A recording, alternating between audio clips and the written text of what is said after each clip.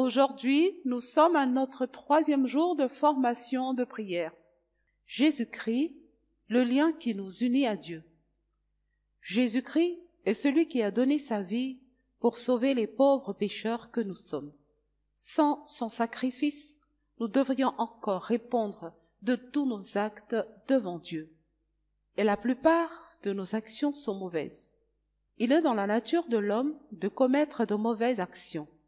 À peine nous sommes nés que nous nous tournons déjà vers le côté obscur de la vie. Le péché originel est fortement ancré en nous, et cela se reflète au travers de notre manière de penser et d'agir. Jésus-Christ a accepté d'endosser toutes nos fautes afin que nous puissions trouver le salut.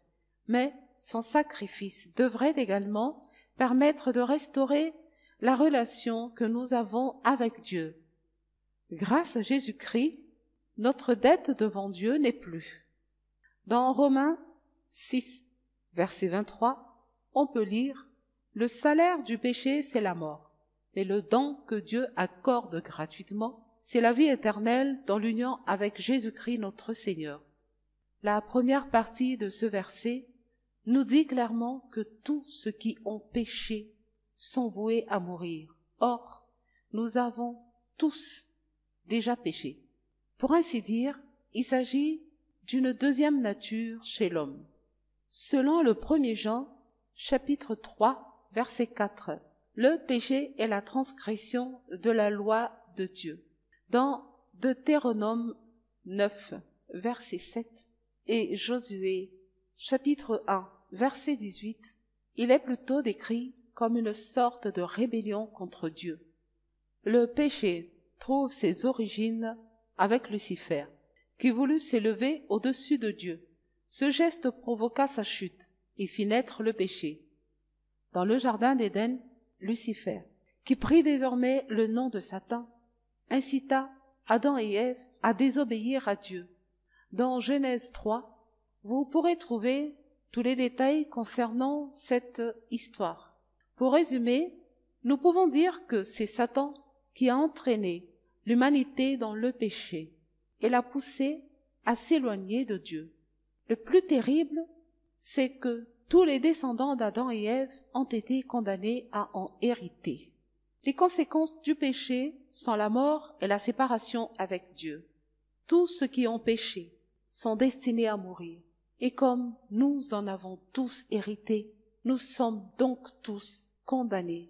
Fort heureusement, Jésus a racheté nos péchés par son sacrifice. Dans Romains 4, verset 8, nous pouvons lire « Heureux l'homme à qui le Seigneur n'impute pas son péché.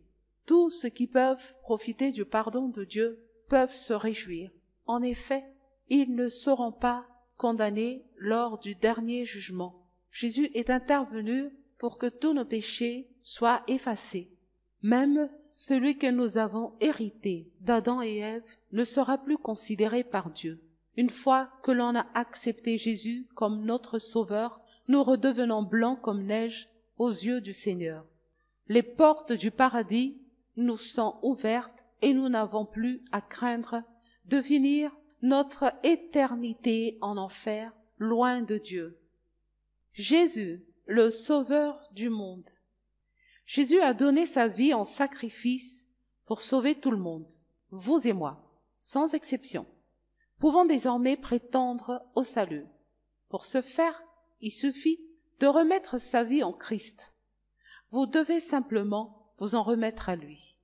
Dans Actes 4, verset 12, il est écrit « Il n'y a pas de salut en aucun autre, car il n'y en a sous le ciel aucun autre nom qui ait été donné parmi les hommes, par lequel nous devons être sauvés. » Jésus est donc le seul moyen pour accéder au royaume des cieux.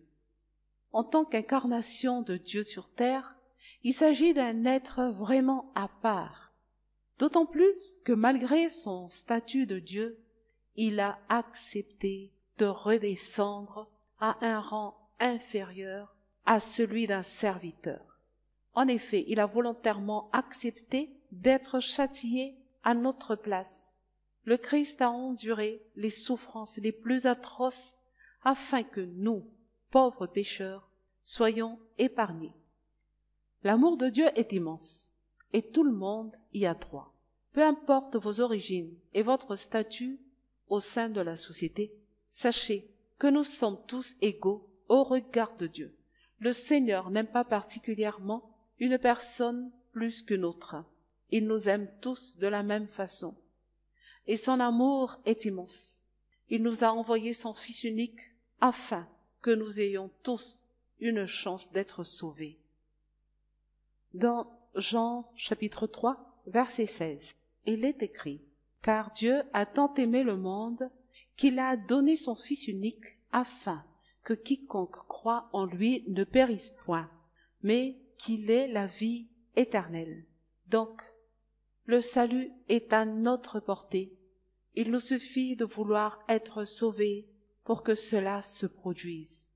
De plus, tout le monde peut prétendre au salut. Tous ceux qui acceptent le Christ dans leur cœur ont l'opportunité d'accéder au royaume des cieux. Certaines personnes pourraient se dire qu'elles n'ont pas droit au bonheur, et encore moins à la paix dans Jésus-Christ. Il existe des individus qui croient que Dieu ne voudrait jamais d'eux. Comme ils ont commis de nombreux et d'affreux péchés, ils pensent qu'ils n'ont pas droit à son amour. Cependant, sachez que son amour est inconditionnel. Tout le monde y a donc droit. Jésus a accepté d'endosser tous les péchés, peu importe leur nature et leur origine. Jésus, le lien qui nous unit à Dieu. Le péché nous sépare de Dieu. À chaque fois que nous commettons des actes qui vont à l'encontre de sa volonté, nous nous éloignons un peu plus de lui. Dieu a le péché en horreur. De ce fait, il n'apprécie nullement le fait que nous succombions à la tentation. Mais malgré cela, Dieu continue à nous aimer et souhaite continuellement à se rapprocher de nous. Même si nous sommes censés lui aspirer du dégoût, il essaie, tant bien que mal, de maintenir la relation qu'il a avec ses enfants. Jésus-Christ est le lien qui nous unit à Dieu. En effet, c'est grâce à son intervention sacrée que nous pouvons aujourd'hui prétendre renouer des liens avec le Créateur. Dans Hébreux 7, verset 25, on peut lire « Par conséquent, il peut aussi sauver parfaitement ceux qui s'approchent de Dieu à travers lui, puisqu'il est toujours vivant pour intercéder en leur faveur. » Ce passage nous dit clairement que l'on peut se rapprocher de Dieu au travers de Jésus-Christ. D'ailleurs, en procédant de la sorte, nous avons des chances d'être mieux accueillis. Il est vrai que Jésus est surtout connu comme celui qui s'est sacrifié pour expier nos péchés. Cependant, ce geste a non seulement permis de sauver des âmes, mais aussi de nous rapprocher de notre Dieu. La venue du Christ sur terre était l'un des plus heureux événements qui soient. En effet, les fidèles pouvaient interagir directement avec Dieu grâce à lui. C'est le porte-parole direct du Créateur. Durant son séjour sur terre, Jésus n'a cessé de prodiguer des enseignements pleins de sagesse. L'un de ses enseignements les plus marquants fut la loi où il dit « Aimez-vous les uns les autres comme je vous ai aimés » Jean chapitre 23, verset 34, et fit référence à un nouveau commandement. En tant que lien qui nous unit à Dieu, nous ne pouvons pas nous passer de Jésus-Christ. Le fait de nous confier à lui devrait toujours être un geste systématique. Les chrétiens sont souvent définis comme étant des partisans du Christ, mais parfois, même les plus fidèles d'entre eux connaissent des moments d'égarement. Si vous figurez parmi les partisans de Jésus-Christ, gardez bien en tête que vous êtes liés à Dieu grâce à lui. Mais n'oubliez pas que ce lien peut être rompu par le péché, d'où l'intérêt de se repentir. La venue de Jésus sur terre, l'occasion de renouer les liens avec Dieu. La venue du Christ sur terre est un événement particulièrement marquant. Une grande partie du Nouveau Testament est centrée sur ses interventions et ses exploits tout au long de son passage. Si l'on se pose des questions sur les motifs de la venue de Jésus sur terre, on peut déjà dire que nous serions encore tous condamnés si tout ce qu'il avait fait ne s'était pas produit. La naissance de Jésus est une péripétie importante de l'histoire de la souveraineté de l'humanité. Bien avant qu'il ne soit né, les croyants savaient déjà que Jésus était leur sauveur. De ce fait, sa venue était très attendue. Pour les chrétiens, Noël est une fête particulièrement importante. Elle nous rappelle le début du retour vers Dieu. En effet, il était désormais plus facile de se rapprocher du Créateur. Le fait de pouvoir côtoyer directement Jésus était une opportunité sans précédent. La suite des événements témoignait d'autant plus l'amour que Dieu portait envers nous. Il a laissé son Fils mourir pour expier nos péchés. Il avait le pouvoir d'empêcher que cela ne se produise. Mais il a laissé faire. Quant à Jésus, il a continué à implorer le pardon de Dieu jusqu'à son dernier souffle. Bref, la venue de Jésus sur terre est un événement à marquer d'une pierre blanche. Compte tenu des importants enjeux de cette partie de l'histoire, il est tout à fait normal que Noël et Pâques soient considérés comme des festivités incontournables. Pour le croyant, c'est l'occasion de se remémorer tout l'amour que Dieu porte envers lui. Se rapprocher de Dieu par la prière. Dans Jacques chapitre 4 verset 8, il est écrit « Approchez-vous de Dieu, il s'approchera de vous. Nettoyez vos mains pécheurs, purifiez vos cœurs, hommes irrésolus. » Ce passage suggère qu'il est assez facile de s'approcher de Dieu. En effet, si on le cherche, il viendra nous trouver. Cependant, avant de nous approcher de lui, nous devons purifier notre cœur. Cela signifie que nous devons essayer d'effacer toutes les traces de nos péchés. Pour ce faire, nous n'avons nul autre choix que de passer par Jésus-Christ. Mais dans la pratique, comment faire pour purifier notre cœur? Par la prière, tout simplement. Si vous murmurez « Jésus, je t'accepte comme mon sauveur » et que vous croyez en ces paroles, sachez que vous aurez déjà franchi un grand pas pour ce qui est du salut de votre âme. Par ailleurs, vous vous serez également beaucoup rapproché de Dieu. Ces mots sont d'une très grande simplicité, mais ils possèdent de très grands pouvoirs.